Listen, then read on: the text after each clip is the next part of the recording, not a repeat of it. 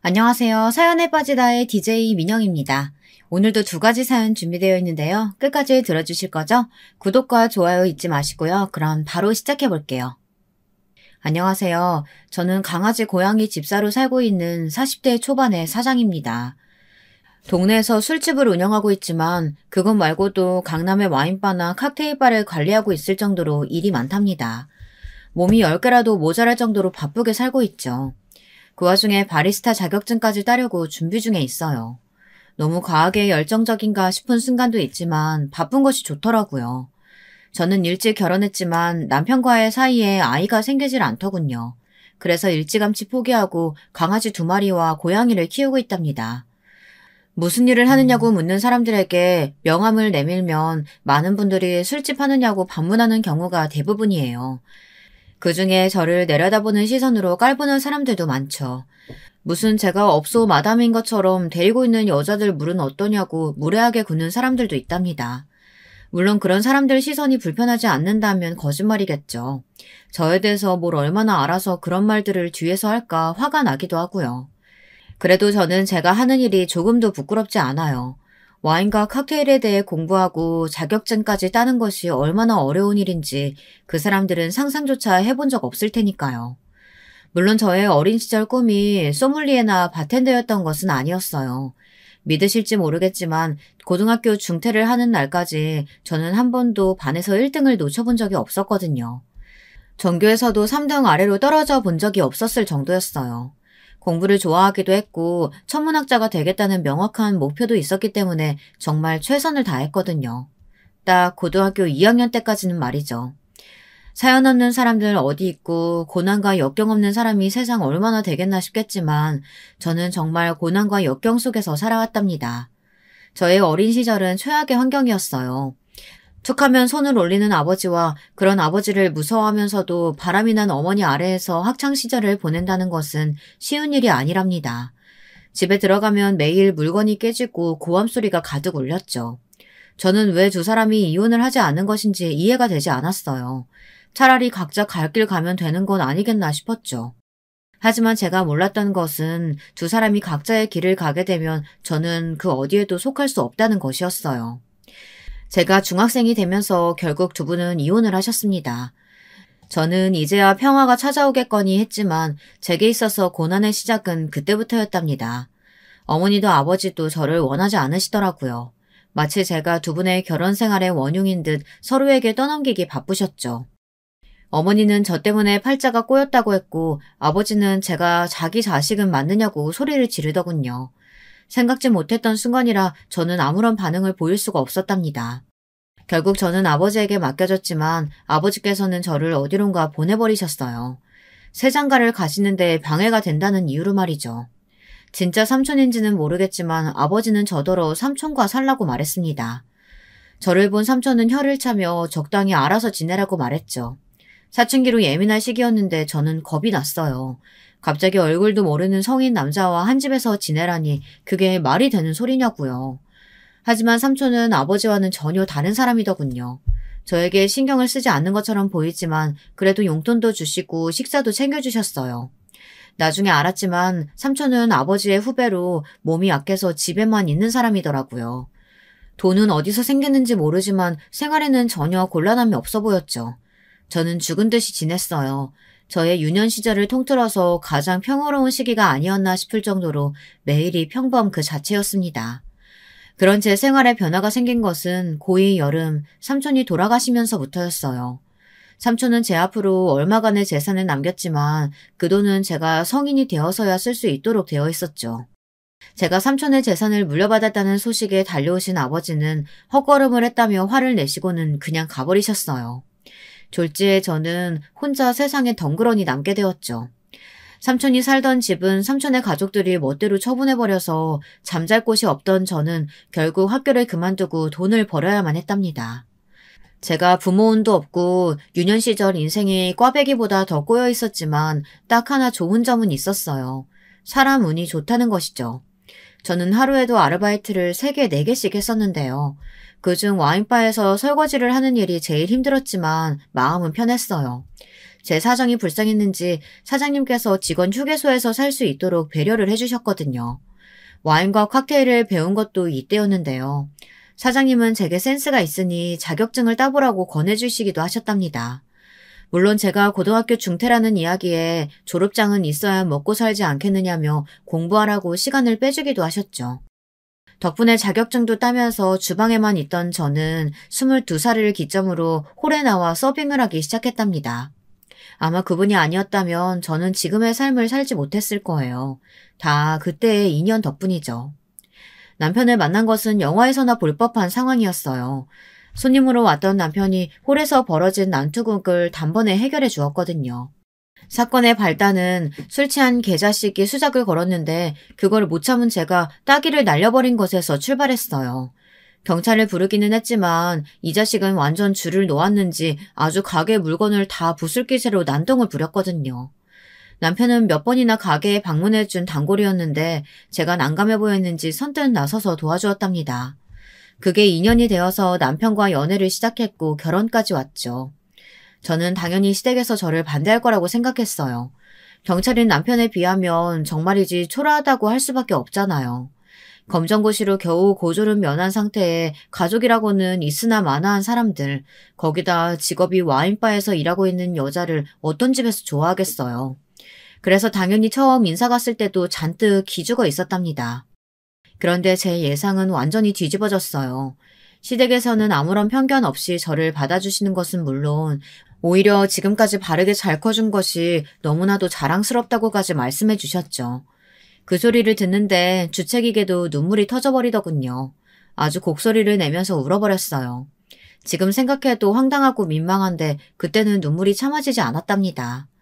시어머니께서도 지금도 그때 이야기를 꺼내시면서 다짜고짜 울기 시작하는데 어떻게 해야 할지 몰랐다고 웃으시더군요. 저를 낳아준 사람은 정말이지 최악이란 말이 부족할 정도이지만 시부모님은 이보다 더 좋은 분들은 없을 정도라 진짜 제 운도 펴지기 시작하나 보다 했답니다. 거기다 사장님께서 자신이 운영하는 와인바 중 한 곳을 제게 맡아보라고 하셨으니 이보다 더 좋을 수가 있겠나 싶은 그런 행복한 순간이었죠. 하지만 인생이 그렇게 쉽지만은 않더라고요. 제 인생의 고난은 앞으로 없을 것이라 확신했는데 그게 또 아니었죠.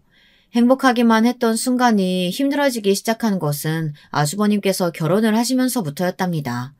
정말이지 뭐 이런 인간이 다 있나 싶은 그런 사람이 있더라고요. 저한테는 말이죠. 시아버지의 영향인지는 모르지만 남편을 비롯한 형제들이 경찰 일을 하고 있었는데요. 그중 유일하게 아주버님만 우체국에서 일을 하고 있었어요. 그런 아주버님께서 결혼할 사람을 소개시켜주겠다고 하며 형님을 데려왔죠. 첫인상을 이야기하자면 그림 같다고나 할까요?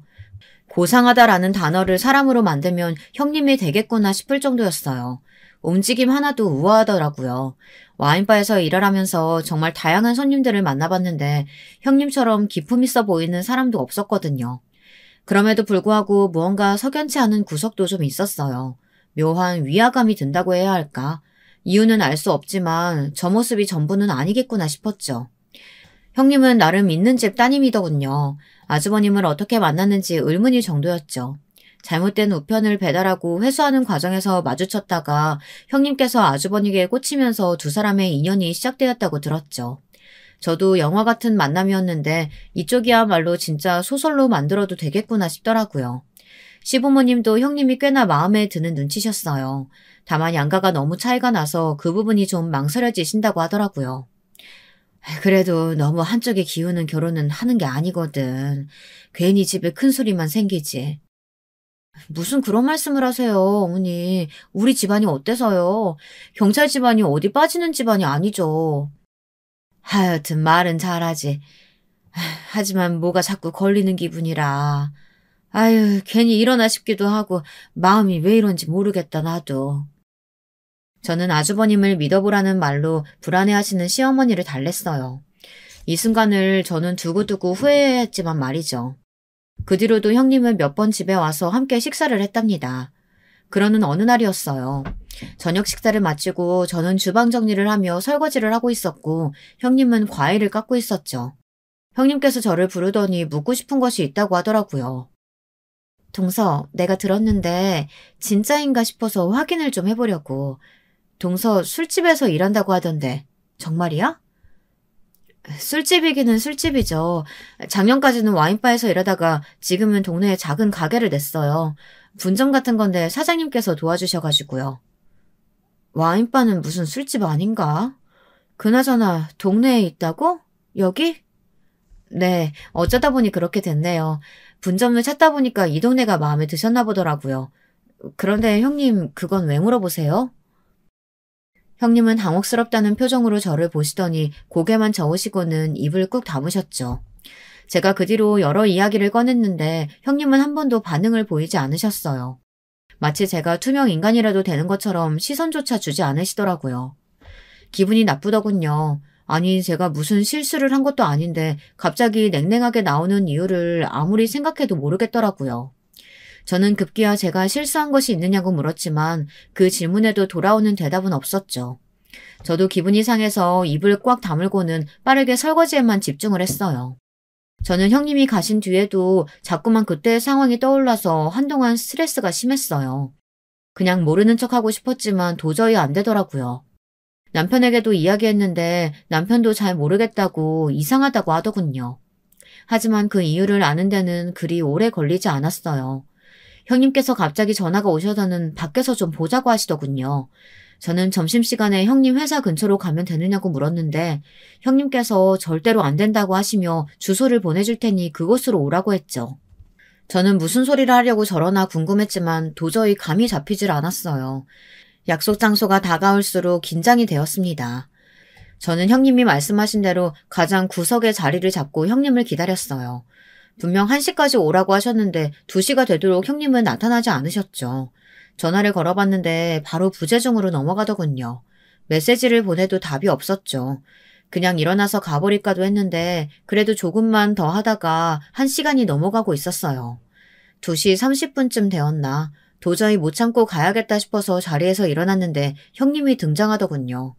저는 사람을 1시간 30분이나 기다리게 했으면 사과라도 할 줄 알았는데 형님은 바빠서 약속을 잊었다는 말도 안 되는 소리를 하며 태연하게 자리를 잡고 앉았습니다. 저는 너무 어처구니가 없어 바로 반응도 하지 못하고 가만히 서 있기만 했어요. 형님은 턱으로 자리를 가리키며 바쁘니 빨리 앉으라고 재촉했죠. 그냥 그 자리를 박차고 나갔어야 하는데 저는 바보같이 또 자리에 앉아 형님을 바라보았습니다.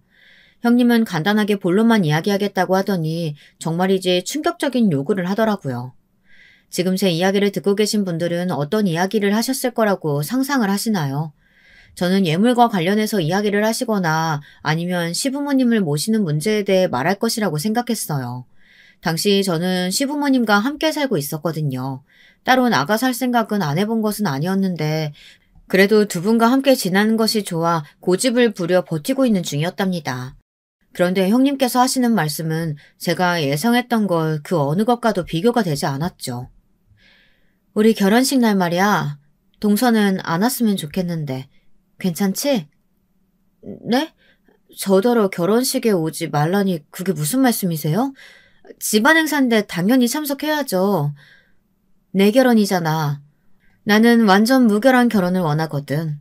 그 어떤 오점도 내 결혼에는 있도록 하고 싶지 않아. 단조로운 음성으로 노래하듯 말하는 형님을 보는데 머릿속이 하얗게 되더라고요. 형님의 말은 제가 결혼식에 참석하면 본인이 꿈꾸는 완전 무결한 결혼에 문제가 생긴다는 소리잖아요. 말 그대로 제가 오점이나 오염 물질인 듯 말하고 있었죠. 착각이겠지 싶어 다시 물어봤는데 돌아오는 대답은 그대로였어요.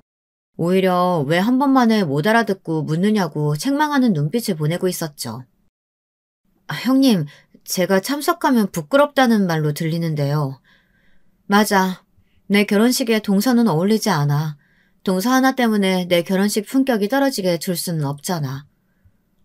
제가 뭘 했다고 저 때문에 결혼식 품격이 떨어진다고 하시는데요. 제가 뭘 했다고요? 지금 내 결혼식에 술집 여자가 드나드는 꼴을 보라는 말이야? 저는 멍해졌어요. 술집 여자라니. 술집에서 일하는 것도 맞고 그 술집을 운영하고 관리하는 여자인 것도 맞지만 형님이 말씀하시는 술집 여자는 제가 말하는 것과는 그 결이 다른 것 같았죠. 형님은 저를 마치 룸사롱이나 불법적인 활동을 하는 여자들 중 하나인 것처럼 그렇게 말을 하고 있었어요. 남자들을 유혹해서 불륜이나 저지르고 있는 그런 여자들 말이죠. 저는 자신있게 제가 일하는 곳이 형님이 생각하는 술집과는 전혀 다르다고 말했어요. 정식 소믈리에가 있는 와인바에서 일하고 있으며 새로 관리 중에 있는 술집도 칵테일 전문점이라고 말했죠.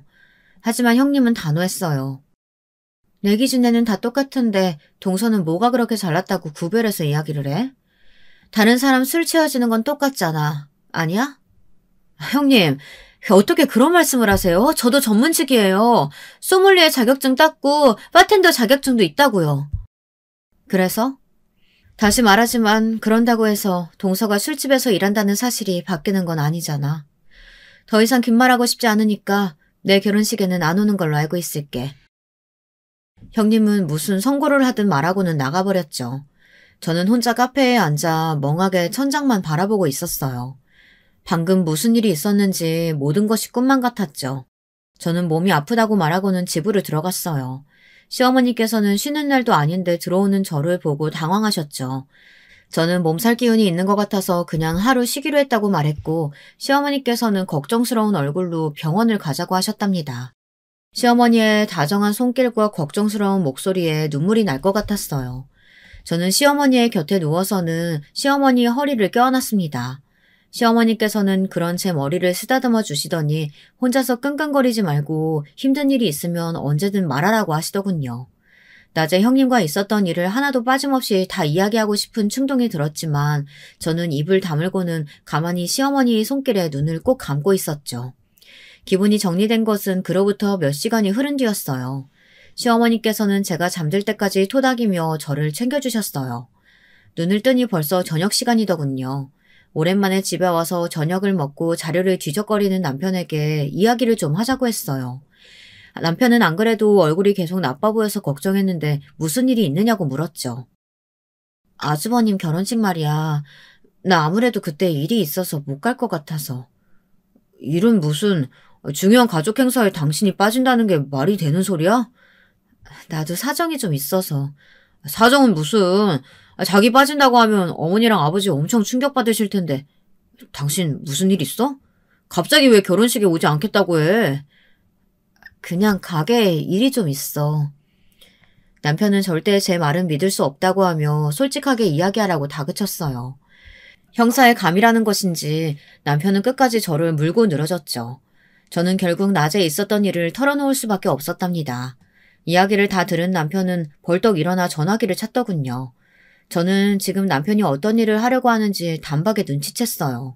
전화기를 찾은 남편을 막아서면서 절대로 안 된다고 말렸지만 남편은 어떻게 가만히 있을 수 있겠냐고 하며 이대로 그냥 넘어갈 문제가 아니라고 말했어요. 전화해서 뭐라고 하려고. 당신 일 키우지 말고 잠깐만 좀. 당신을 무시해도 정도가 있지. 지금 말이 되는 소리야? 이 상황이? 왜 사람들은 오라 오지 마라 하는데 형수님이 뭐라도 되는 것처럼. 남편은 좀처럼 진정하지 못하고 방을 서성거리며 절대 용서할 수 없다는 소리만 반복했어요. 괜찮지는 않았지만 분노로 가득 찬 남편의 모습을 보고 있자니 저도 모르게 괜찮다는 말이 나오더군요. 제 말에 남편은 더 많이 화가 난 것 같았어요. 당장이라도 형님에게 찾아가서 따지겠다는 남편을 겨우 진정시키고 나서 마음을 놓을 수가 있었답니다. 남편은 절대로 기죽을 필요 없다고 하더니 떳떳하게 자신과 결혼식에 가면 된다고 말하더라고요. 저는 남편의 그런 모습에 살짝 위안을 받았어요. 그래도 내 편이 여기 있다는 그런 느낌을 받았거든요. 일주일 정도 지났을까 형님이 집으로 오셨어요. 시어머니와 의논할 일이 있다고 하더군요. 이미 형님에게 마음이 상해 있던 저는 본 척도 하지 않고 묵묵히 저녁 준비를 했죠. 형님은 자신이 제게 무슨 소리를 했는지 까맣게 잊은 사람처럼 아는 척을 해오는데 어이가 없더라고요. 제가 반응이 없자 시어머니께서 둘 사이에 무슨 문제라도 있냐고 물어보셨지만 저는 대답하지 않았죠. 저녁 식사를 마치고 형님과 시어머니께서 이야기를 나누시는데 남편이 들어왔어요. 피곤한 얼굴로 들어온 남편은 형님을 보자마자 눈에 불꽃이 튀는 것처럼 반짝이더군요.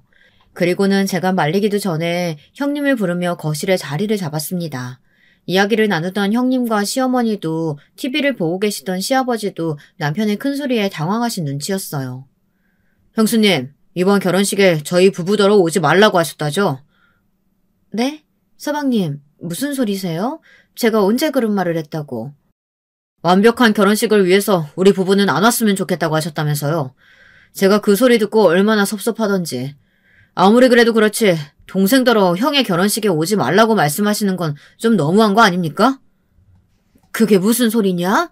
큰애야, 너 정말 둘째네더러 결혼식에 오지 말라고 했어? 어머니, 그게 아니라 저는 그저...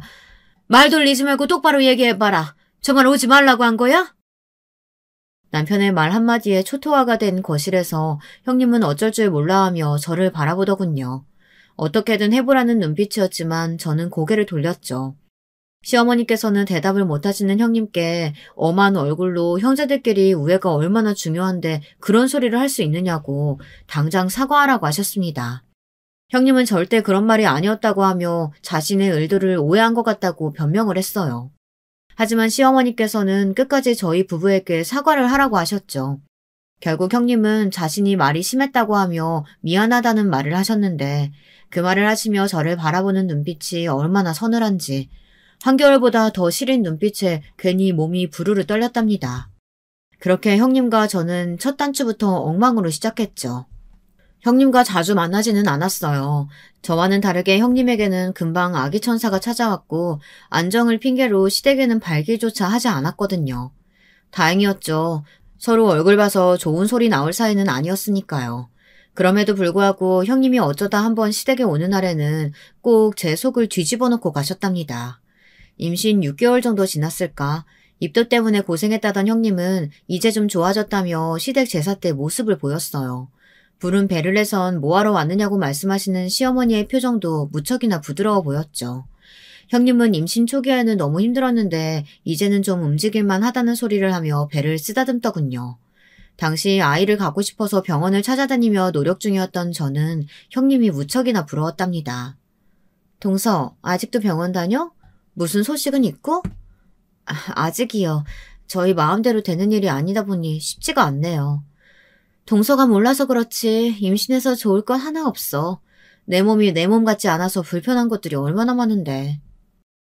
형님은 빨리 산딸이 되어서 출산을 하고 싶다고 말하며 점점 무거워지는 몸이 불편해 죽을 것 같다고 하더라고요. 눈치가 없는 것인지 아니면 저를 놀리고 싶은 마음인진 모르겠지만 제가 뭐 때문에 고민인지 뻔히 아는 사람이 그렇게 이야기를 하자 짜증이 밀려왔죠. 형님은 그것만으로는 부족하다 싶었는지 한마디를 거들더군요. 그리고 애들 머리는 엄마를 따라간다잖아. 동서 닮은 애가 세상에 나온다고 할지라도 어디 밥 벌어먹고 살겠어? 머리가 나빠서 뭐 하나라도 제대로 할 수 있겠냐고. 형님, 방금 뭐라고 하셨어요? 밥 뭐요? 어떻게 그런 말씀을 하세요? 내가 어디 틀린 말 했어? 동서 닮으면 술집 여자밖에 더 되겠냐고. 저는 이성이 뚝하고 끊어지는 기분이 들었어요. 저는 형님께 임산부가 마음을 곱게 써야지 뱃속의 애가 다 듣고 있지 않겠느냐며 소리를 질렀죠. 형님은 태어난 얼굴로 사람을 가려야 한다는 것을 미리부터 배우게 될 테니 오히려 교육적이라는 헛소리를 하더군요. 솔직히 형님이 임산부만 아니었으면 저는 머리채를 붙잡고 이리저리 휘두르고도 12번은 휘둘렀을 거예요. 저는 아직 시어머니께서 집에 계시다는 것에 심호흡을 하고 흥분을 가라앉혔어요. 그렇게 따지면 글쎄요. 형님 뱃속에 있는 그 아이도 평탄한 인생 살긴 글렀네요. 형님같이 상황 파악 못하고 필터 없이 말 내뱉는 엄마를 뒀으니 애가 얼마나 고생을 하겠어요. 주변 사람 눈총이나 사면 샀지. 벌써부터 고생길이 훤하겠어요. 뭐? 동서, 지금 뭐라고 했어? 제가 어디 틀린 말 했나요? 솔직히 형님께서 내세우실 게 뭐가 있어요. 저처럼 자격증이 하나라도 있으세요? 스스로 할 수 있는 일이 뭐가 있으시냐고요. 저의 도발적인 말에 형님은 입술을 깨물곤 감히 누구한테 그런 말을 하느냐고 하더니 그래도 자기가 형님인데 위아래 없이 배운 것 없는 티를 내느냐고 했죠. 저는 평온한 척 고개를 들고 형님을 바라보았어요. 형님은 자신에게 했던 말을 후회하게 해주겠다고 했지만 저는 누가 먼저 시작했는지 똑똑히 기억하라고 말하곤 자리에서 일어났죠. 속 시원했냐고 물어보신다면 그렇다고는 말은 못하겠어요. 형님의 그 유치함에 놀아난 것 같아 기분이 좋지는 않더라고요. 솔직히 아이에게는 아무런 잘못이 없잖아요. 그런데 아직 태어나지도 않은 아이를 대상으로 그런 말을 했다는 것이 살짝 반성이 되더라고요. 그래도 형님의 그 뻔뻔한 목소리를 떠올리며 제가 잘못한 것은 없다고 스스로에게 주문을 걸었답니다. 산딸이 지나고 형님은 건강한 남자아이를 출산했어요. 아주버님의 판방이나 다름없는 아이를 보는데 어느 정도 포기했다고 생각했던 제 마음에 다시금 아이를 갖고 싶다는 욕심이 차오르기 시작했죠. 하지만 저희 부부에게는 아이가 허락되지 않더라고요. 그러면서 남편은 유기견 2마리를 집으로 데려왔어요. 앞으로 우리에게는 자식이나 다름없다고 하면서 말이죠. 원래 동물을 싫어하는 편이었던 저는 남편이 데려온 아이들이 마땅치 않았어요. 선뜻 눈길이 가지 않았죠. 하지만 반려견들의 애교에 결국은 문을 열고 진짜 제 자식이다 생각하면서 애지중지 키웠답니다. 시부모님께서도 반려견을 보시고는 아주 듬직하다고 하시며 부쩍 좋아하셨죠. 하지만 형님은 달랐어요. 혈통도 정확히 알 수 없는 이런 개를 집에 들이시면 어떻게 해요? 어머니, 우리 기찬이도 있는데 애기 있는 집에 개라니. 개털 날려서 우리 기찬이 코나 입에 들어가면 어떻게 하라고요? 반려견이랑 함께 자란 아이들이 정서적으로 더 안정된다는 이야기 못 들어보셨어요? 그리고 혈통이 뭐가 그렇게 중요하다고요? 이게 다 동서 때문이잖아. 동서가 애만 가졌어도 서방님이 개를 집에 데리고 오셨겠어? 그네야, 너 말을 왜 그렇게 하니? 내 집에서 내가 개를 키우겠다는데 네가 무슨 자격으로 그런 말을 해? 형님의 말에 시어머니께서 버럭 소리를 지르셨죠. 처음이었어요. 웃으면서 달래듯이 조용조용 말씀하시던 시어머니께서 이렇게 버럭하실 줄은 꿈에도 몰랐거든요. 형님도 많이 당황한 눈치였어요.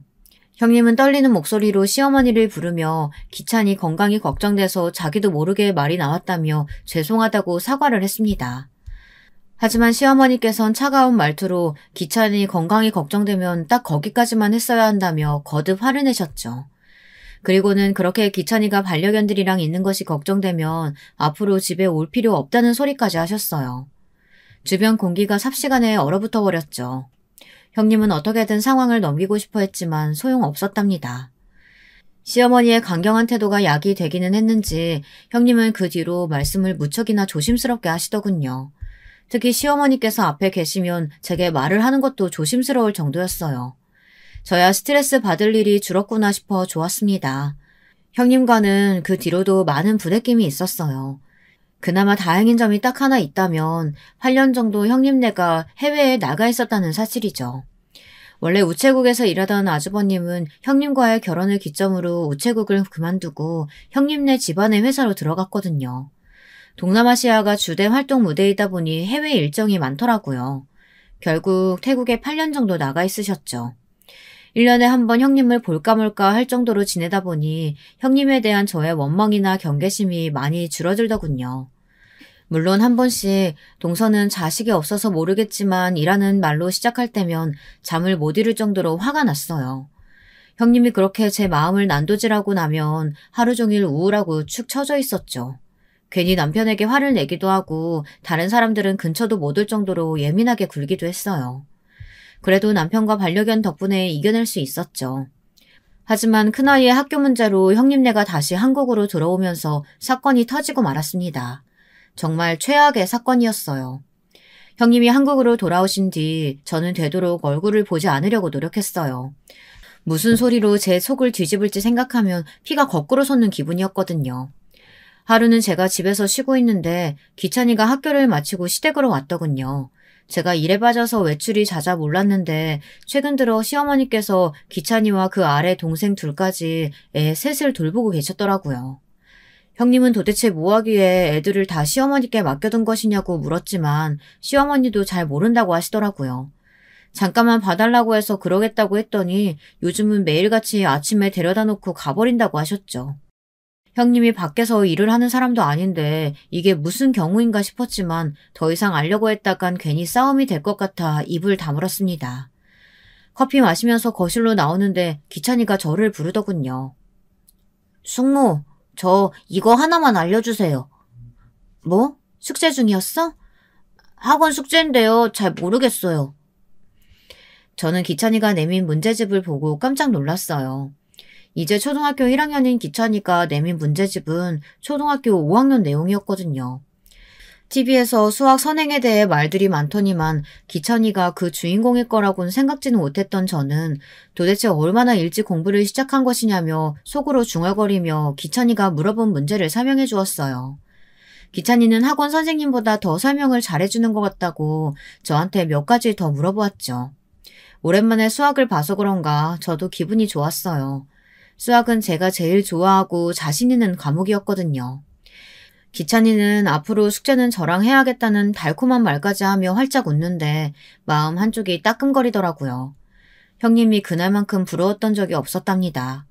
이렇게 착하고 예쁜 자식이 있다니 하고 말이죠. 기찬이는 그 뒤로도 제가 있을 때면 수학 숙제를 가지고 와서 물어보았어요. 저 역시 열심히 기찬이가 이해하기 쉽도록 설명을 해주었고요. 사건이 있었던 그날도 기찬이에게 수학을 알려주고 있었어요. 기찬이와 머리를 맞대고 앉아 한참 문제를 풀고 있는데 갑자기 손이 쑥 들어오더니 문제집을 낚아채가더라고요. 언제 들어왔는지 향수 냄새를 풀풀 풍기는 형님이 문제집을 넘겨보며 저와 기찬이를 번갈아 바라보고 있었죠. 저는 언제 들어오셨냐며 인사를 했지만 형님은 대답하지 않으셨어요. 대신에 저와 기찬이가 한창 풀었던 문제집을 바닥에 찢어버리셨어요. 종이가 찢어지는 날카로운 소리가 울렸어요. 황당한 저는 무슨 짓이냐며 형님에게 물었죠. 송기찬, 너 지금 숙제 스스로 안 하고 뭐 하는 짓이야? 그리고 궁금하면 학원 가서 물어야지. 지금 누구한테 물어보는 거야? 물어볼 사람이 그렇게 없어? 형님, 기찬이한테 왜 소리를 지르고 그러세요? 수학 숙제하다가 모르는 문제 생겼다고 해서 좀 봐준 걸 가지고 그렇게 소리 지르실 일은 아니잖아요. 동서는 끼어들지 말고 가만히 있어. 내가 지금 기찬이 훈육하고 있잖아. 동서가 뭘 한다고 끼어들기를. 이게 무슨 훈육이에요. 억지지. 기찬이가 답지를 보고 적은 것도 아니고 저랑 같이 공부하고 있었을 뿐인데 그게 무슨 큰 잘못이라고 소리를 지르시냐고요. 동서 따위한테 물어보고 있는데 그럼 그게 잘못이 아니야? 형님의 외침에 저는 그 자리에 굳어버렸어요. 어린 기찬이 앞에서 그런 말씀을 하실 것이라고는 생각지 못했거든요. 형님은 그렇게 말씀하시고도 화가 풀리지 않는지 문제집을 바닥으로 던지고는 밟기 시작하셨어요. 그리고는 저를 바라보며 잊을 수도 없는 말을 내뱉으셨죠. 천박한 연주제 지금 누굴 가르쳐? 고등학교도 졸업 못해서 검정고시나 본 주제에 그 얄팍한 머리로 우리 기찬이한테 뭘 가르쳐줄 수 있다고 나대는 건데 고작 동서가 가르칠 게 술 팔고 웃음 파는 거밖에 더 있어? 형님, 말이면 단줄하세요? 머리가 나쁘세요? 제가 술 팔고 있긴 하지만 형님이 말씀하신 것과는 전혀 다른 일이거든요. 전문직이라고요. 도대체 몇 번을 더 말씀드려야 돼요? 형님이 무시하실 그런 사람 아니라고요, 저. 솔직히 말해봐. 동서네 자식 못 보는 것도 다 동서 탓이지? 하긴 어릴 때부터 술집에서 돈 벌던 인간이 몸이라도 제대로 간수했겠냐고. 머리에 들어있는 게 없으니 몸은 더 가벼웠겠지. 저는 형님의 개소리를 더 이상은 참고 있을 수 없었어요. 저는 떨리는 목소리로 기찬이에게 할머니 방으로 들어가서 나오라고 하기 전까지 문을 걸고 있으라고 했어요. 기찬이는 잔뜩 겁에 질린 상태로 저와 형님을 번갈아 보더니 제가 어서 들어가라고 하자 시어머니 방으로 뛰어 들어갔죠. 기찬이가 들어간 것을 확인하고 저는 다시 형님께 말했어요. 저도 참을 만큼 참았어요. 형님이 잘났으면 뭐 얼마나 잘났다고 저만 보면 사사건건 술집 이야기로 저를 무시하는데요?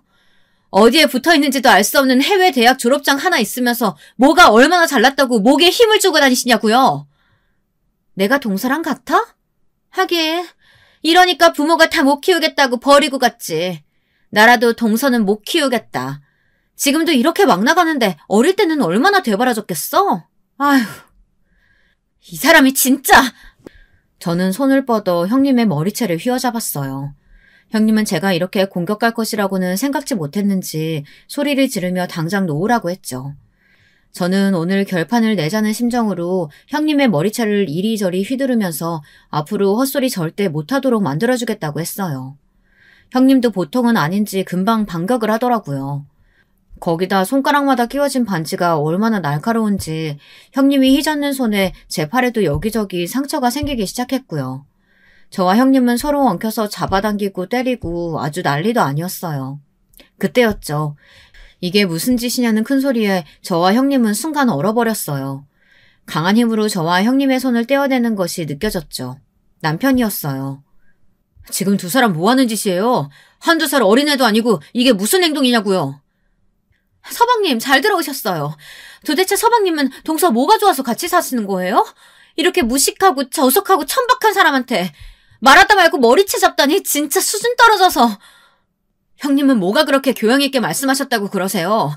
먼저 선을 넘은 사람은 형님이시잖아요. 눈에 보이는 대로 말했을 뿐인데 괜히 동서가 찔리는 구석 있으니까 이렇게 무식하게 나오지. 저는 형님의 말에 어디 끝까지 가보자며 다시 덤벼들었지만 남편에 의해 막혀버렸죠. 남편은 무슨 일이 있었는지 차분하게 말해보라고 했어요. 형님은 제가 말하기도 전에 대화 도중 갑자기 제가 달려들었다고 말했어요. 자기도 잘못했다는 생각이 들었는지 저한테 퍼부었던 막말은 쏙 빼고 이야기를 하더라고요. 형님은 저를 병원에 데려가서 검사를 좀 받아보는 것이 어떻겠냐고 했어요.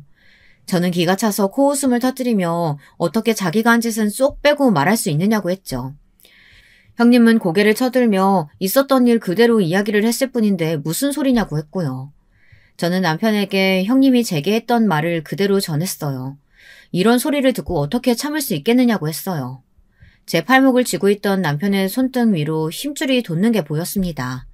남편은 이를 갈며 제가 한 말이 진짜냐고 형님에게 물었어요. 형님은 절대 그런 적 없다고 잡아떼셨죠. 오히려 부부가 짜고 자신을 곤란하게 한다고 소리를 지르시더라고요. 한창 소란스러울 때 시부모님도 들어오셨어요. 모처럼 두 분이서 영화를 보러 가셨던 시부모님은 어수선한 집안을 바라보며 무슨 일이 있었냐고 하셨죠.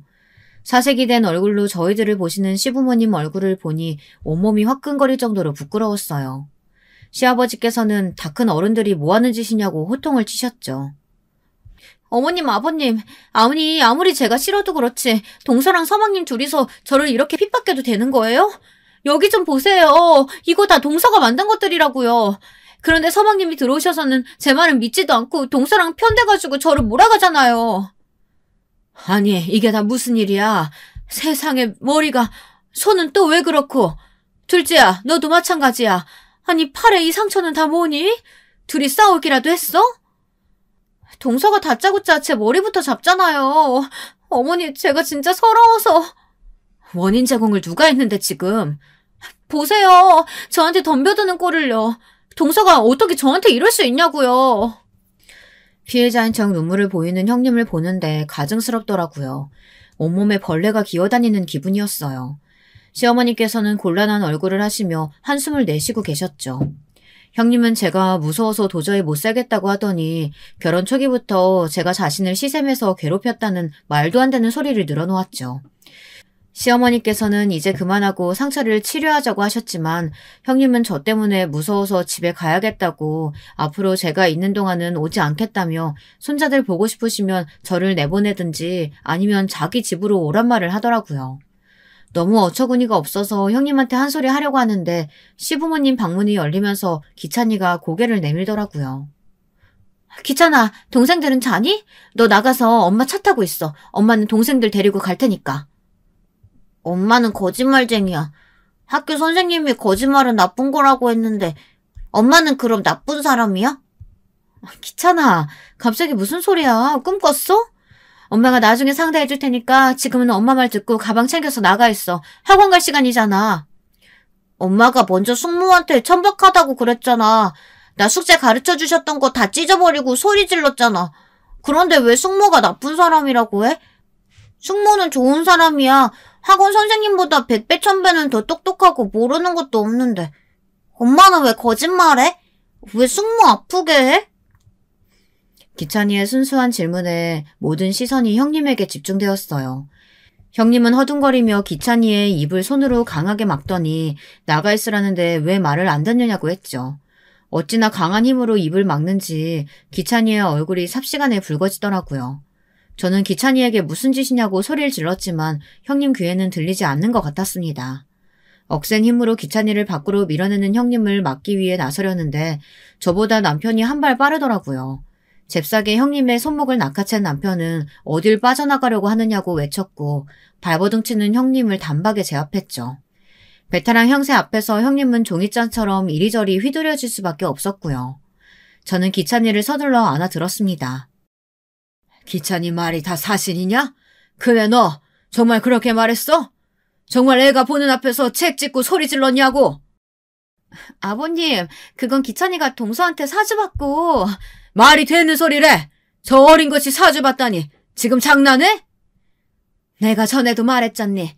서로 말 조심하고 살자고. 근데 그걸 아직도 못 고치고 애 앞에서. 에휴. 시부모님께서는 길게 한숨을 내쉬셨어요.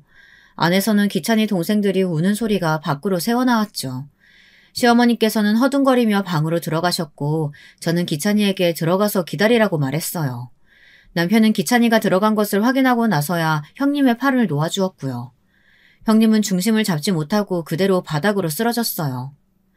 우리 그이가 이 사실 알면 가만히 있을 것 같아요? 우리 집은? 내가 어떻게 나올 줄 알고 이렇게 하세요, 서방님? 뭘 어떻게 하시게요? 왜요? 제 출세길이라도 막아보시게요? 어디 할 수 있으면 해보세요. 틀린 말 한 것도 아닌데 다들 왜 저한테 난리세요?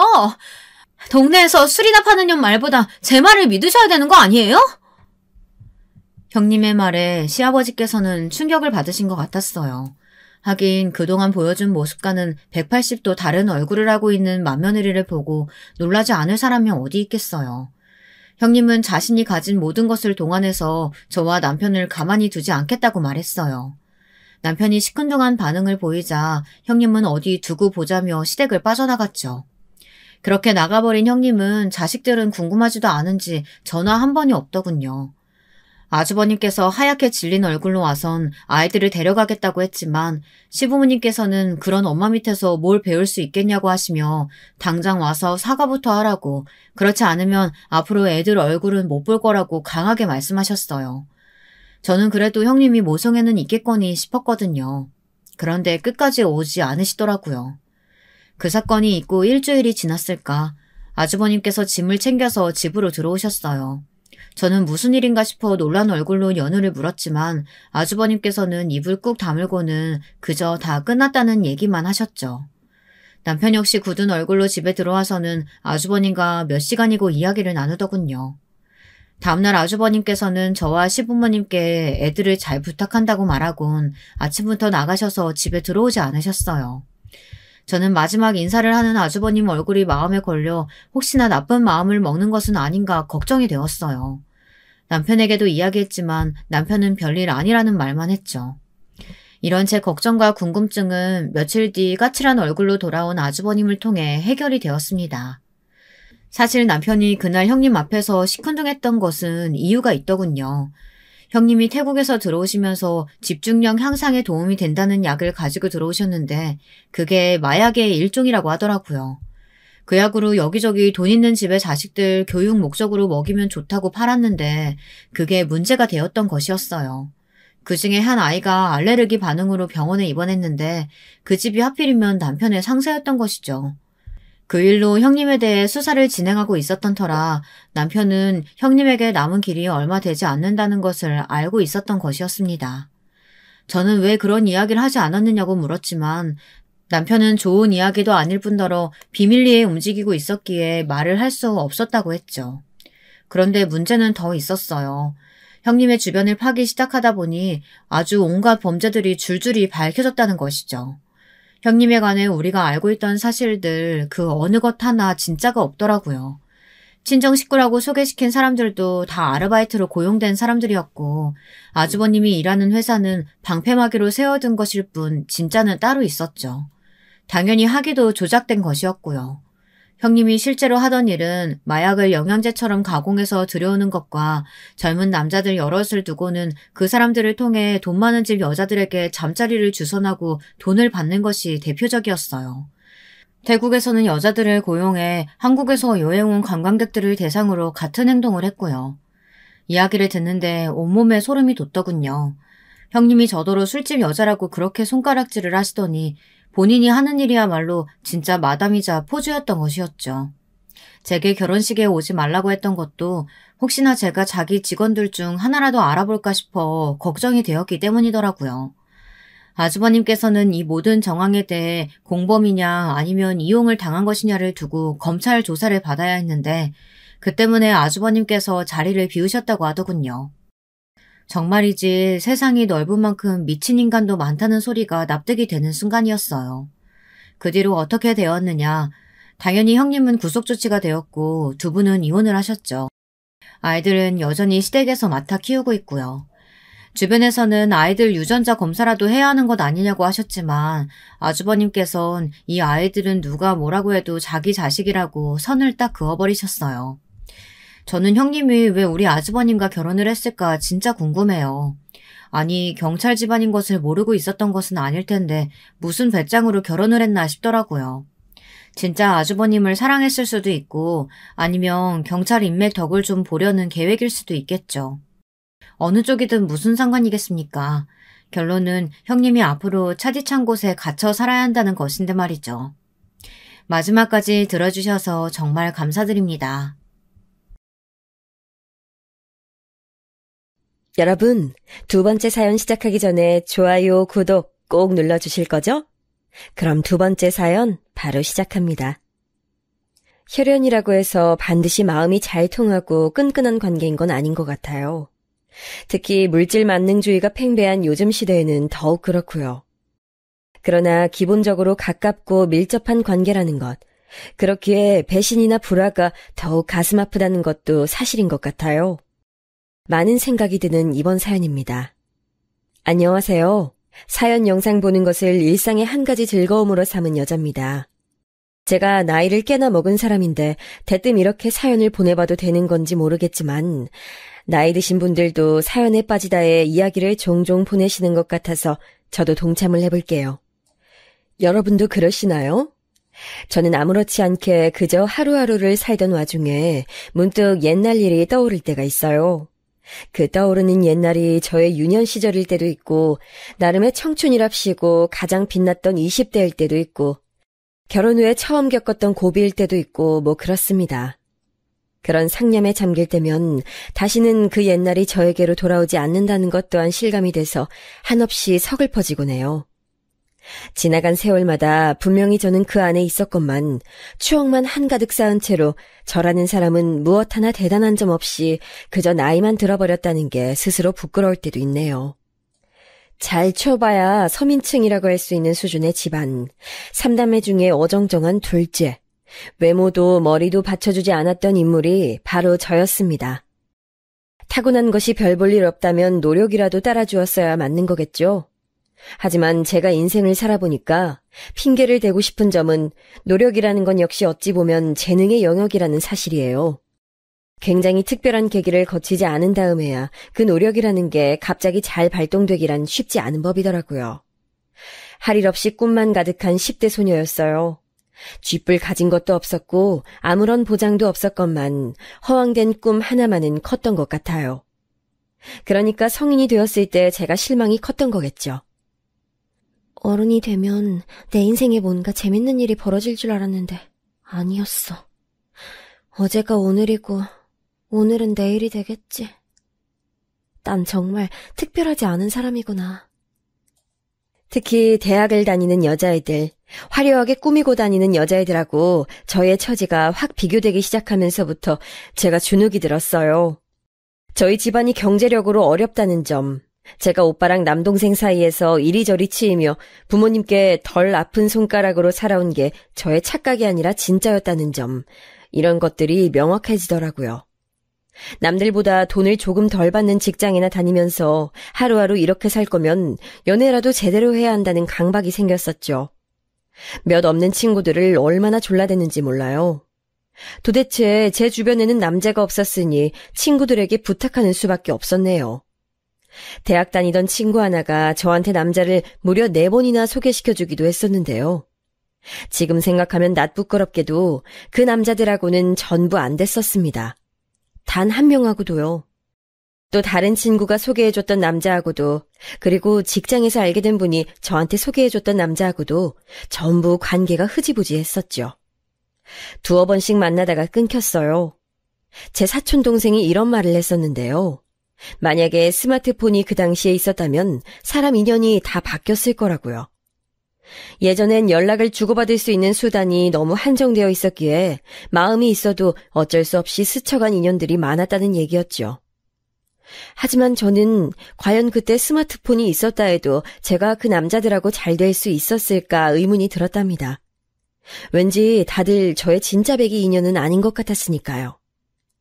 사실 제가 일을 하다가 어떤 남자를 짝사랑하게 돼서 가슴앓이를 1년 넘게 한 적이 있었는데 그 남자가 근무지를 옮기다 못해서 어떤 다른 여자랑 교제까지 시작하는 바람에 제가 시작도 못해보고 장렬히 실연을 당했습니다. 여기까지 왔을 때 제 나이가 20대 중반이었어요. 이러다가 나는 그냥 영영 연애 따위는 제대로 못하려나 보다. 나중에 떠밀리듯이 선자리에나 나가게 되겠지. 그 이전에 오빠가 결혼한다 그럴 테고 나는 쥐꼬리보다 못한 돈을 모아놓은 것도 그때 전부 다 빼앗길 게 틀림없어. 인생 한번 허무하게 돌아간다. 왠지 자포자기의 심정이 들고 말았던 저였네요. 그런 생각을 하고 난 이후 정확히 몇 달 뒤였는지 기억이 안 나는데 아무튼 저도 기대도 안 했던 남자친구를 사귀게 됐습니다. 포장마차에서 핫바를 사 먹었던가 아니면 다른 거였던가 그런 걸 먹다가 만났습니다. 제 옆에 있길래 같이 이런저런 대화를 나눴고 왠지 느낌이 좋았어요.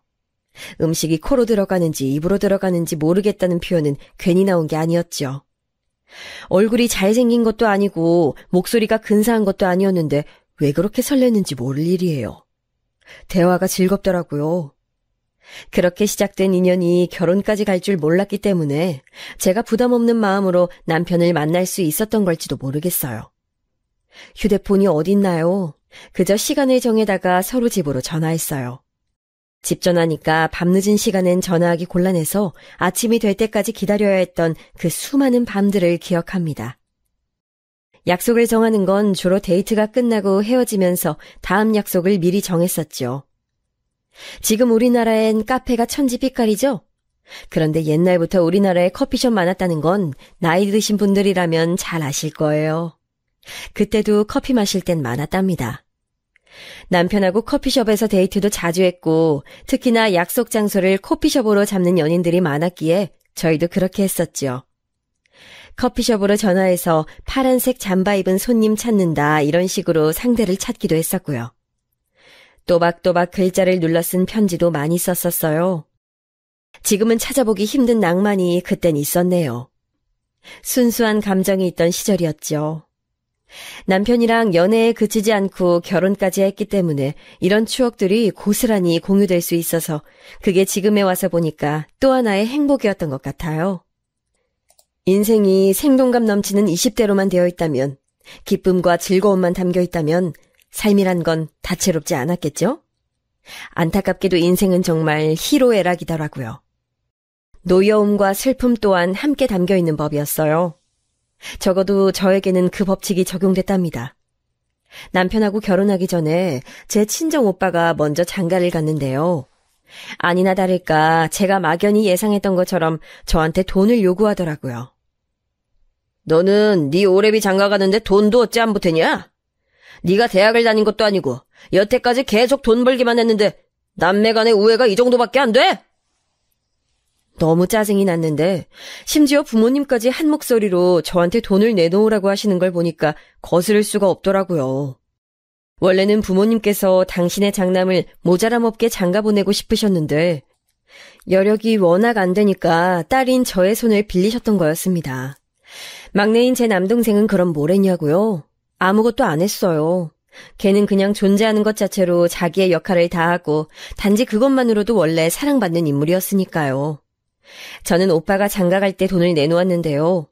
막상 제가 결혼하겠다고 정식으로 말하니까 입을 싹 닫더군요.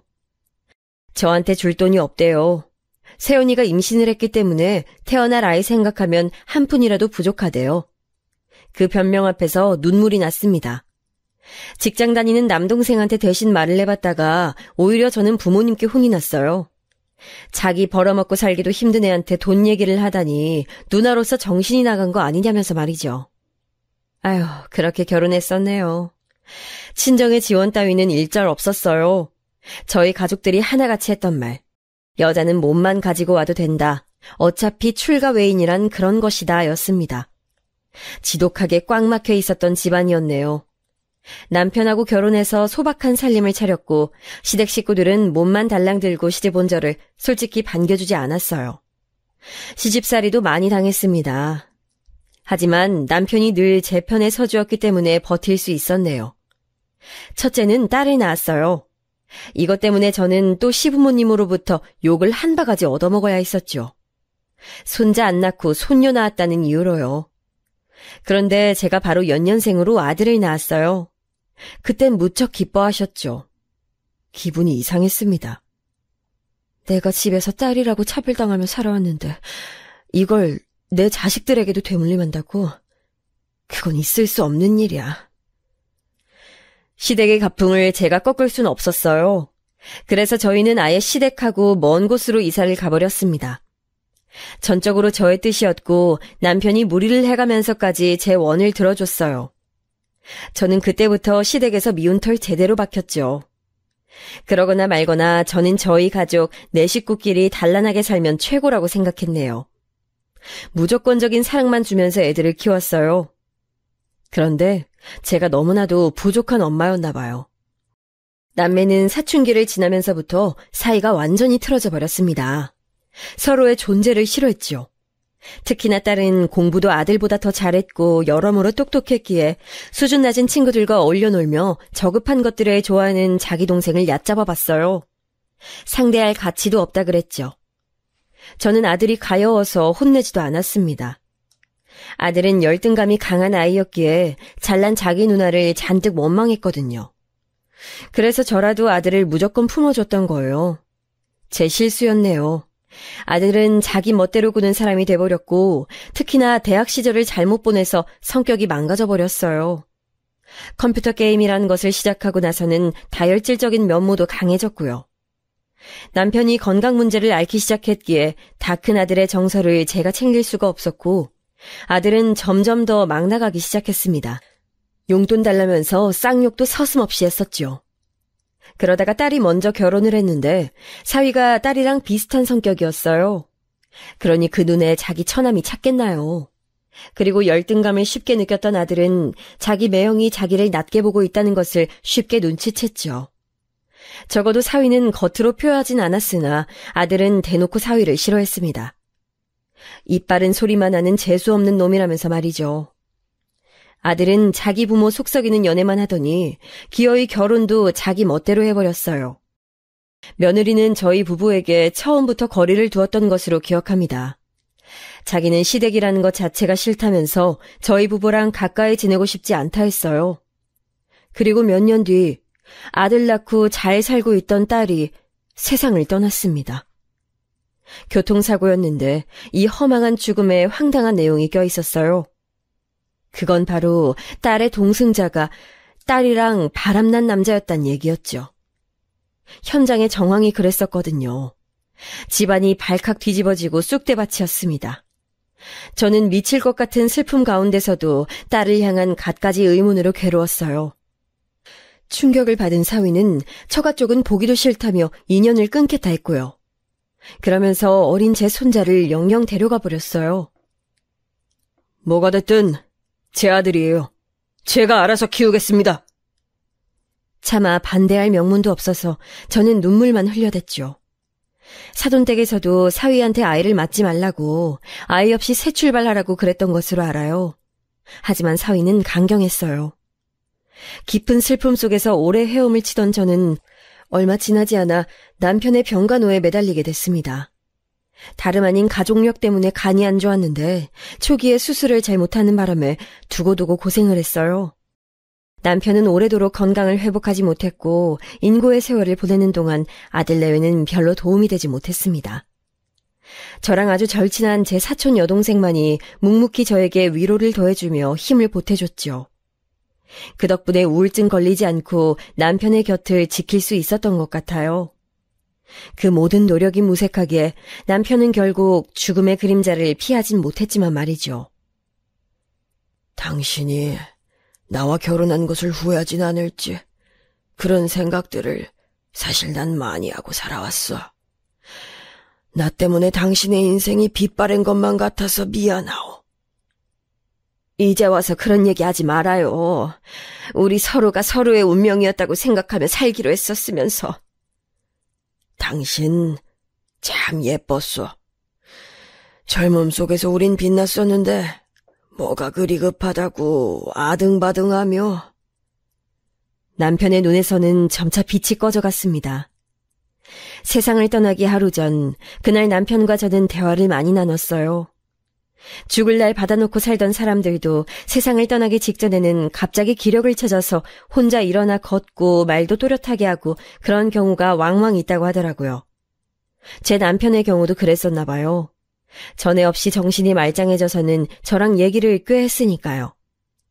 그랬기에 자그마한 위안이라도 저에게 남을 수 있었네요. 중요한 이야기도 남편으로부터 많이 들을 수 있었고요.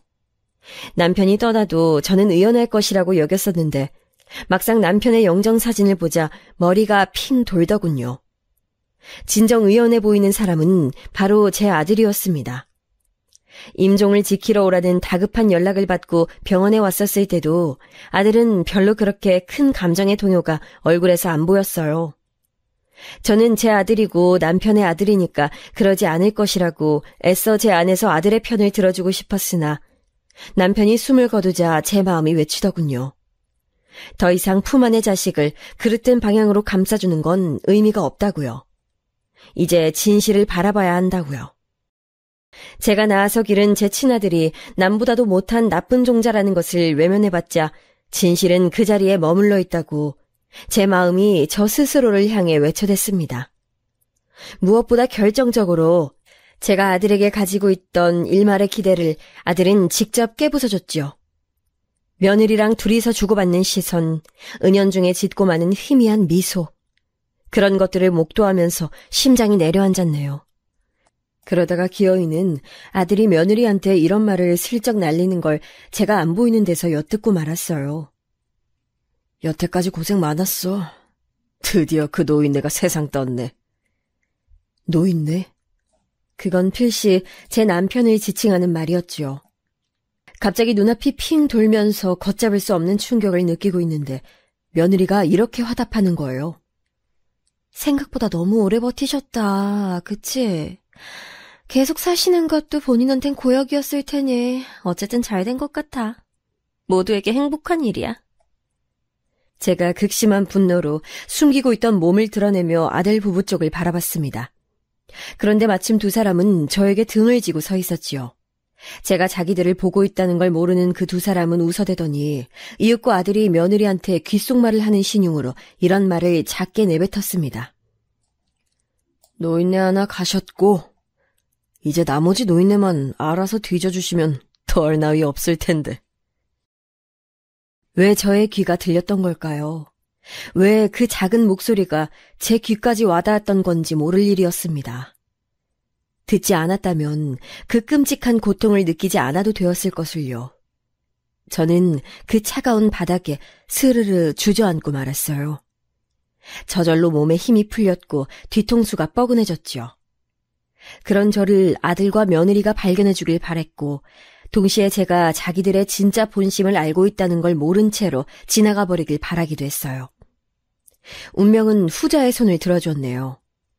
아들과 며느리 부부는 뒤 한번 돌아보지도 않은 채로 자기들끼리 쑥덕거리면서 그대로 앞으로 걸어나갔고 뒤편에 제가 주저앉아 있었다는 걸 모르는 채 저의 시야에서 사라졌습니다. 간병 앞에 효자 없다는 말, 그거 나도 안다 이놈아. 그래도 네가 그러면 안 되지. 네가 한 게 뭐 있다고. 그까짓 한 달에 얼마씩 돈 내는 것만으로도 그렇게 싫었던 거였니? 그 모든 게 그토록 지긋지긋했어. 얼른 자기 아버지가 돌아가시기만을 학수고대할 만큼. 그러면서 나까지 빨리 뒤져버리라며 바라다니. 이 천하의 썩을 놈. 나 죽으면 얼마간의 유산이 남아 자기가 독차지할 생각으로만 머릿속이 가득 찬 속물. 저는 가슴을 치며 울었어요. 부창무술하더니 며느리 또한 아들하고 똑같은 사람이었지요. 한술 더 뜨면 떴지 아들보다 불효적인 면에서 뒤처지는 인물은 결코 아니었네요. 모든 게 다 부질없었습니다. 인생의 동반자는 오래 병석에 누워있다가 세상을 떴지. 착하고 인적 많던 효녀 딸은 바람난 상대랑 사고로 명을 달리했지. 그 이후로 손자는 보지도 못했지. 아들은 며느리랑 합심해서 폐륜을 벌이고 있지. 도대체가 삶의 낙이란 게 안 보였어요. 이따위 삶을 이어가야 할 이유를 찾을 수가 없었네요. 그리고 차라리 제가 죽는다면 아들놈이 일말의 후회나마 할까 싶어서 삶을 놓으려고 했었습니다. 그렇게라도 벌을 주고 싶어서요. 저는 어느새 그런 극단적인 마음을 먹고 있었고 마지막 신변 정리를 하며 얼마간의 기간을 보내기로 했습니다. 그러다 보니까 제 사촌 동생이 마음에 걸리더라고요.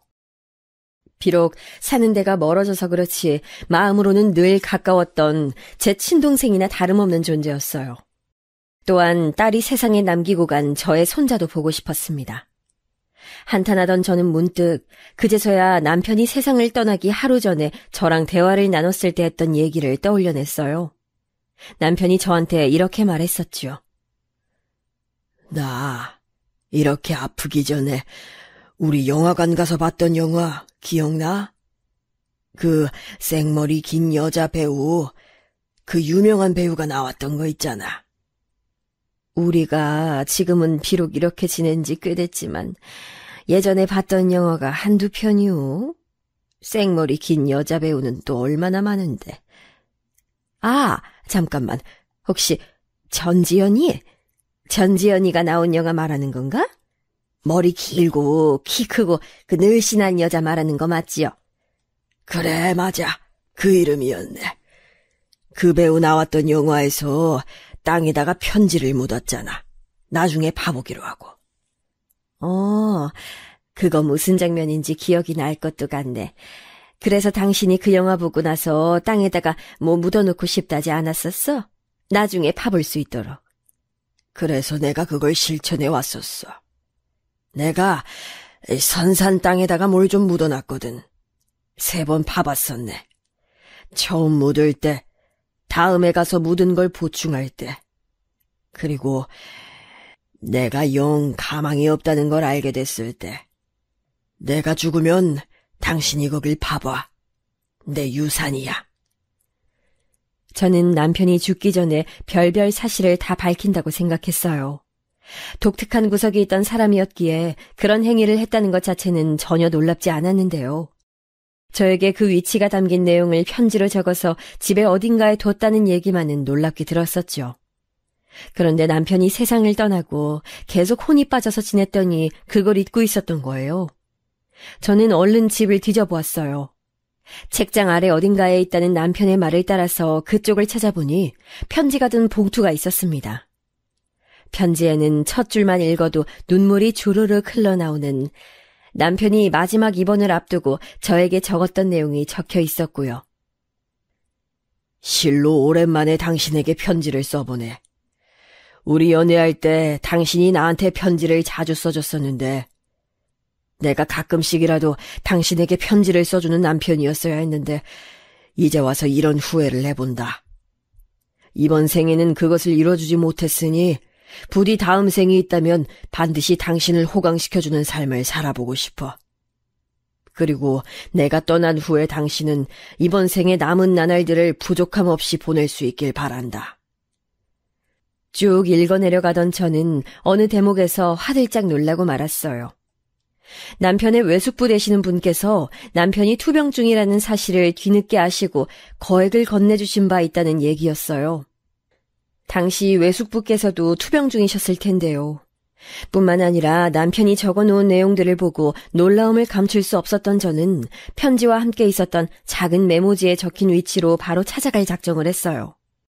얼마나 깊이 파묻혀 있을지, 정확한 위치는 바로 찾을 수 있을지 이런 걱정이 들어서 혼자는 가기 꺼려졌는데요.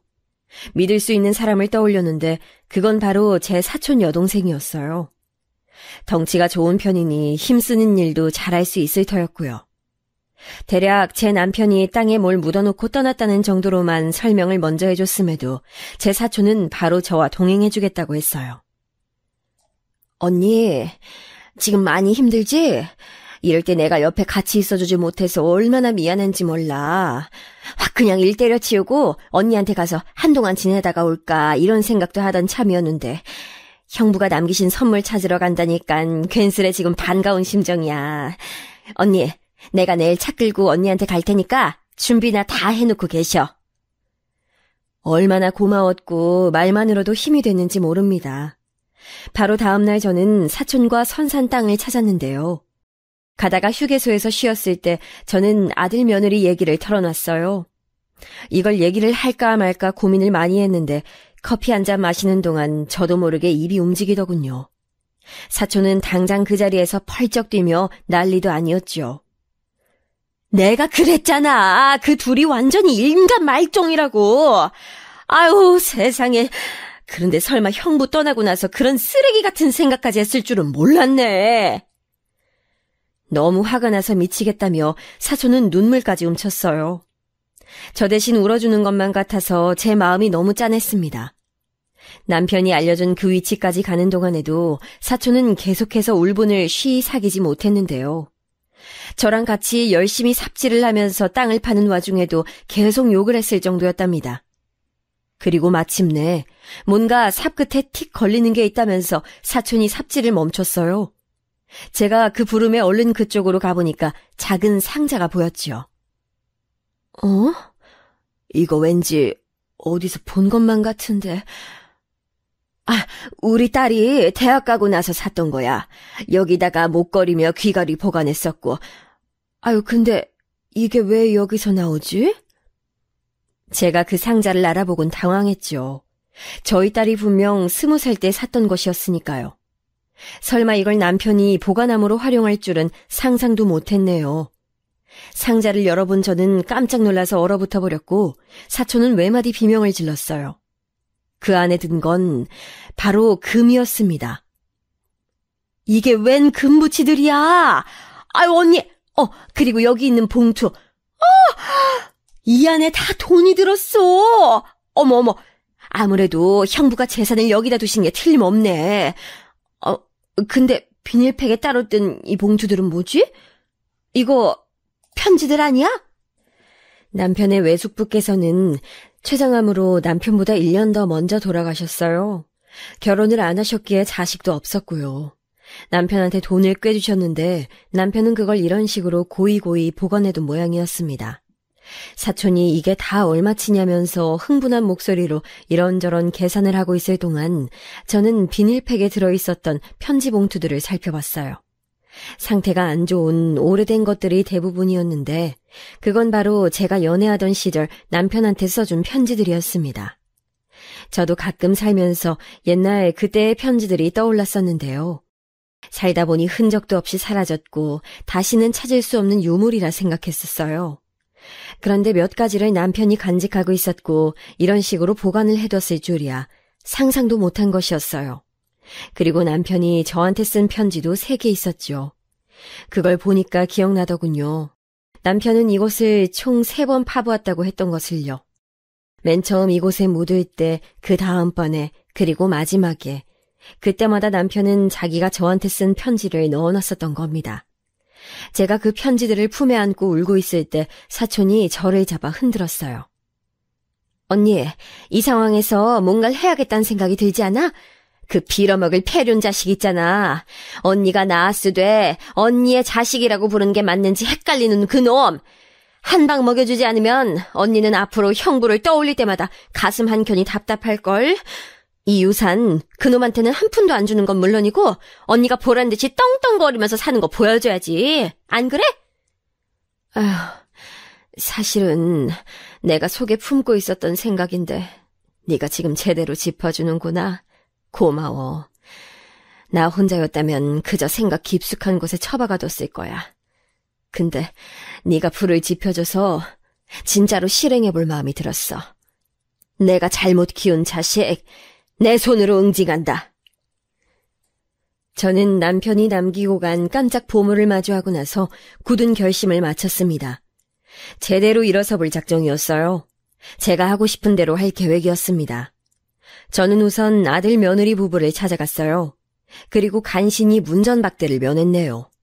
연락도 없이 늦은 저녁에 찾아왔다고 저를 현관문 앞에 세워두고 아들이 얼마나 욕을 해대던지. 어렵사리 집안에 들어갔는데 손자라는 것들은 저를 봐도 본체 만체, 적어도 자기 할머니라면 기본 예의를 차려야 하는 게 있잖아요. 그런데 학교에서 뭘 배운 건지 저를 보면서 키득거리며 웃기나 하고 인사조차 똑바로 하지 않았습니다. 제가 식탁에 가서 앉으니까 며느리는 뚱한 표정으로 물 한 컵을 내어주더군요. 내가 불쑥 찾아와서 미안하구나. 할 말이 있어서 왔단다. 엄만 휴대폰 없어? 있잖아. 전화로 하면 될 일을 가지고. 하여간, 에휴. 우리 아들은 내가 많이 귀찮나 보네. 그럼 내 부탁도 들어줄 수 없는 걸까? 네 아버지 떠나니까 너무 마음이 허하고 적적해서 너희들하고 같이 살고 싶다는 생각이 드는데. 뭐? 엄마 미쳤어? 같이 살긴 뭘 같이 살아? 우린 그럴 생각 죽었다 깨도 없으니까 택도 없는 소리 하지 마세요. 아픈 사람을 너무 오래 돌봐서 그런가. 나도 건강이 예전 같지가 않아. 혼자 살다가 무슨 변고라도 당할까봐 그래서 그래. 나 쓰러지면 누가 병원에라도 데려가줘야 할 거 아니야. 정 그러시면 요양원 들어가시면 되겠네. 알아보는 것 정도는 해드릴 수 있어요. 됐지? 요양원... 그것도 나쁘지 않지. 그럼 내가 요양원 들어가서 지내는 거 너네가 비용 부담을 해줄 수 있겠니? 이왕이면 난 시설 좋고 평가 좋은 곳으로 들어가고 싶구나. 노망 나셨어요? 치매 왔어? 우리는 먹고 죽을래도 그럴 돈 없으니까 알아서 하세요. 자식한테 물려줄 재산도 많지 않으면서 왜 이렇게 고개 빳빳하게 드시나 모르겠네. 볼일 끝나셨으면 가시든가. 며느리가 불편하다는 눈치를 자꾸만 아들에게 보내자 아들은 그에 화답하며 저를 얼른 쫓아내려 들었습니다. 저는 그 모습을 지켜보며 씁쓸한 웃음만 지었네요. 내가 낳은 자식이라고 해서 내 사람은 아닌 거구나. 이런 서글픈 사실을 받아들이며 저는 아들 며느리 집을 나섰습니다. 사방이 깜깜한 시각이었는데 저한테 조심히 가라고 말도 안 하더군요. 괜히 사람 마음 불편하게 만들고 말이야.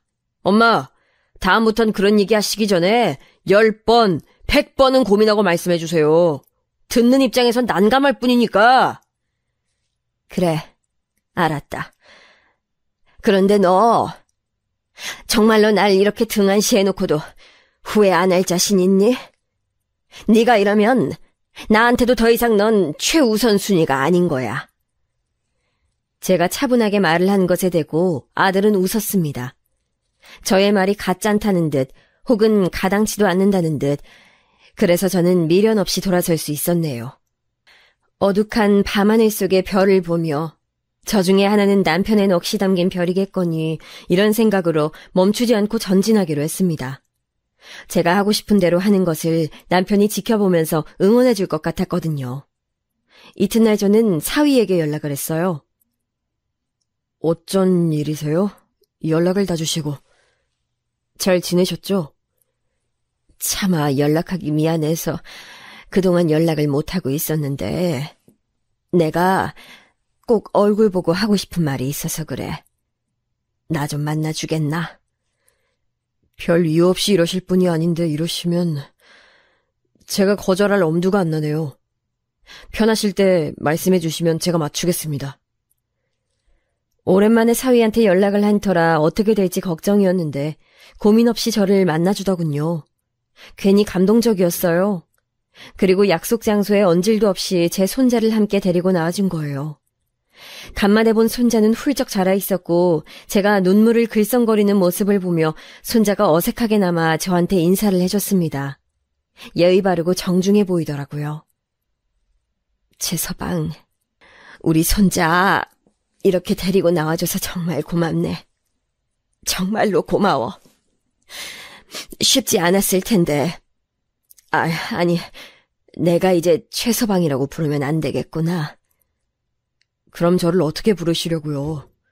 그냥 입에 붙으신 대로 부르세요. 그런데 어쩐 일로? 내가 정말 뒤늦게나마 장모 노릇, 할머니 노릇, 해도 될까? 나랑 어떤 교류를 해달라는 건 아니야. 오해 말고 들어. 난 단지 두 사람한테 내가 할 수 있는 지원을 해주고 싶어서 그래. 저는 천천히 숨을 고르며 몇 가지 부분은 생략하긴 했으나 있었던 일만은 지우지 않은 채 사위한테 얘기를 해주었어요. 제 아들, 그러니까 자기의 처남이 그토록 패륜적으로 굴었다는 것에 사위가 단박에 분노했습니다. 애써 험한 말을 참고 있는 표정이었으나 화가 났는지 목이 빨개지는 건 숨길 수 없이 저한테 보였지요. 사위는 저한테서 돈을 받을 수 없다고 했어요. 그 옆에 있는 손자도 어린 나이에 돈 얘기 들으면 당연히 혹했을 법한데 전혀 그렇지 않았습니다. 그러고 보니까 손자가 얼굴은 제 딸을 빼다 박았는데 하는 행동이나 점잖은 표정 같은 게 영락없는 사위 붕어빵이더군요. 사위가 자식 교육을 잘 시킨 모양이었어요. 제가 자식 복은 없어도 사위 복은 있는 것 같더라고요. 저는 남편이 무슨 생각으로 땅에다가 유산을 그렇게 남겼는지까지는 알 수 없으나 지금 현재 제가 어떻게 그 돈을 쓰고 싶은지는 분명히 알고 있다고 사위에게 강조를 했어요. 돈 받아. 자네 아들이기도 하지만 내 손자야. 그리고 이제는 정말 새 출발해. 언제까지 떠난 사람 붙잡고 살겐가. 제가 진심으로 호소하며 설득하자 사위가 눈시울을 붉혔습니다. 이제는 더 이상 여자를 만나고 싶지 않다는 핑계를 대며 재혼을 안 한 것으로 얼핏 보였으나 저는 본능적으로 알 수 있었어요. 사위는 여전히 제 딸을 놓지 못하고 있다는 사실을요. 멀쩡히 화목한 부부로 지냈는데 하루아침에 불륜 상대와 세상을 떠났다니 그걸 어떻게 받아들일 수 있었겠나요? 제 딸에게는 사위는 물어보고 싶은 것이 정말 많았을 겁니다. 그런데 상대는 이미 세상에 없으니 의문도 해소하지 못하고 내내 미칠 노릇이었겠죠. 그 가엾은 마음이 보여서 저는 사위에게 새 출발을 하라고 거듭 말해줬어요. 누군가 그렇게 말을 해준다면 본인도 용기를 낼 수 있을 테니까요.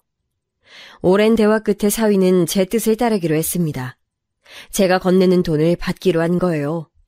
대신 한 번에 주는 게 아니라 다달이 매월 주는 것으로 했습니다.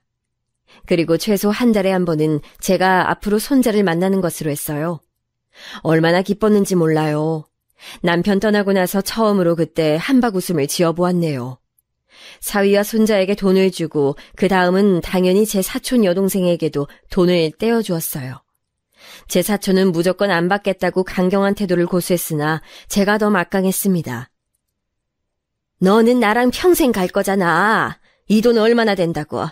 이거 너 주고 내가 평생 너한테 돌봄 받으면 내 쪽이 남는 장사지.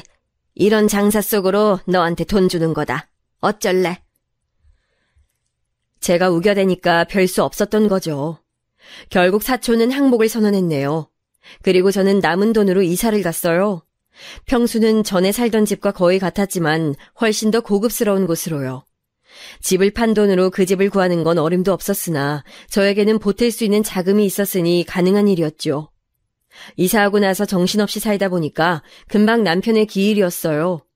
첫 기일은 무조건 챙겨야 한다는 생각으로 납골당을 찾았고 제 예상보다 많은 가족들이 모였습니다. 예의상 전화로만 시간 내서 가겠다고들 하는 줄 알았는데 많이 와줬더라고요. 같이 모여서 점심 식사하면서 근황을 나누었는데 다들 제 사위랑 손자를 어리둥절하게 쳐다봤지요.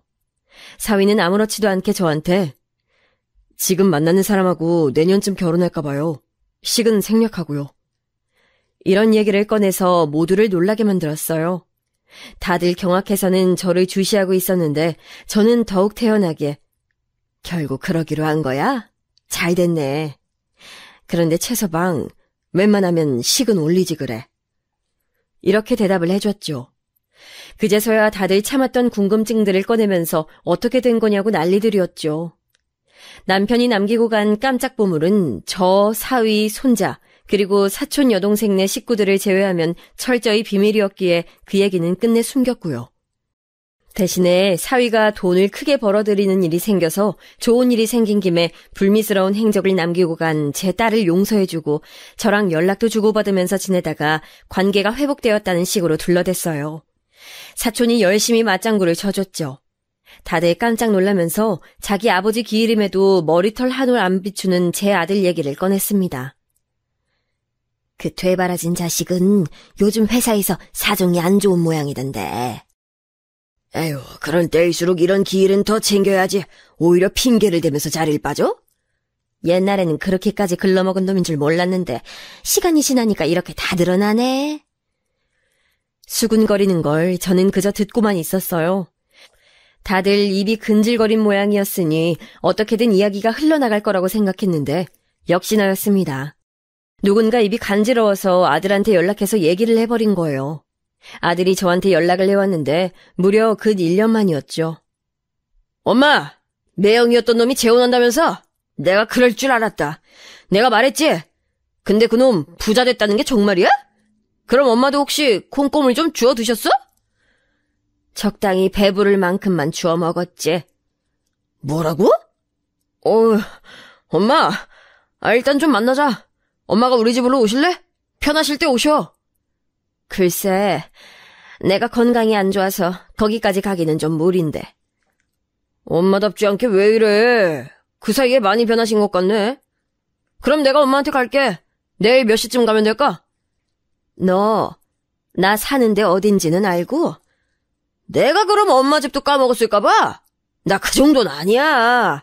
내비 안 찍고도 찾아갈 수 있어. 그래, 알고 있었구나. 아는데도 안 찾아왔던 거였구나. 그럼 그렇지. 그래도 다행이네. 덕분에 네가 헛걸음한 적은 없어서. 나 이사 갔다. 그리고 이사 간 집은 너한테 알려줄 생각 없어. 찾아오지 말어. 이사를 갔다고? 언제? 아니, 어디로? 왜 안 알려주는 건데? 내가 설마 아버지 기일 안 챙겼다고 삐지신 건 아니지? 아유, 속 좁게 시리. 됐으니까 그냥 돈이나 붙여줘. 내 계좌 엄마한테 지금 문자로 보낼게. 얼마 줄 수 있어?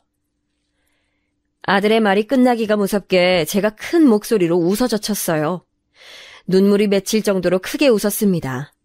제가 한참을 웃자 아들이 당황스러워하면서 그제야 눈치를 챈 듯 했습니다. 네 아버지가 말이야, 생전에 최서방한테 도움을 많이 줬었어. 넌 몰랐겠지. 밖으로만 놔두는 후레자식이 너였잖아. 예전에도 지금에도 넌 어쩜 한결같이 후레자식인지. 아무튼 최서방이 그 덕분에 돈을 꽤 만지게 됐는데 네 아버지 돌아가시고 나서 뒤늦게 은혜 갚겠다고 나한테라도 잘해주지 뭐니? 그렇게 된 거였다고? 그럼 나는 왜 엄마만 이득을 봐?